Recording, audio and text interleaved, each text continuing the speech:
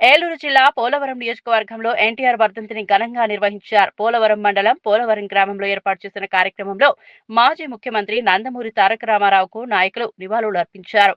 ఈ సందర్భంగా AP TRICOR chairman, Polavaram నియోజకవర్గం ఇన్ఛార్జ్ బొరగం శ్రీనివాసులు మాట్లాడుతూ ఎన్టీఆర్ తెలుగు ప్రజల జీవితాల్లో చెరగని ముద్ర వేసిన మహానేత అని చెప్పారు. పేదవాడికి కిలో బియ్యం ₹2కి అందించిన ఘనత అన్న నందమూరి తారక రామారావుకే దక్కుతుందని తెలిపారు. సామాన్యుల సంక్షేమమే లక్ష్యంగా పాలన సాగించిన నాయకుడిగా ఎన్టీఆర్ చరిత్రలో నిలిచిపోయారని అన్నారు. ఆయన ఆశయాలు, ఆలోచనలు నేటికి ప్రజలకు మార్గదర్శకంగా ఉన్నాయని చెప్పారు.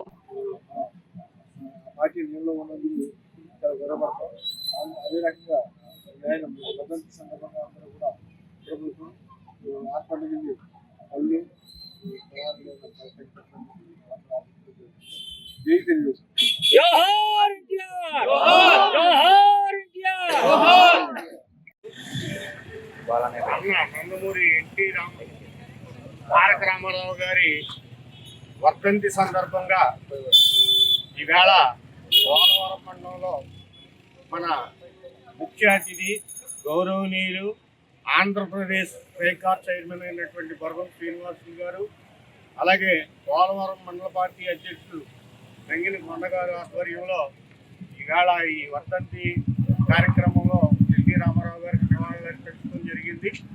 ఆ సందర్భంగా మరి పోలవరం మండలానికి చెందినటువంటి తెలుగుదేశం పార్టీ కుటుంబ సభ్యులందరూ కూడా ఒక్క నిమిషం ఆయన వృత్తికి సంతాపంగా మనం నివాళులు అర్పించవలసిందిగా కోరుతున్నాం. మౌనం పాటించవలసింది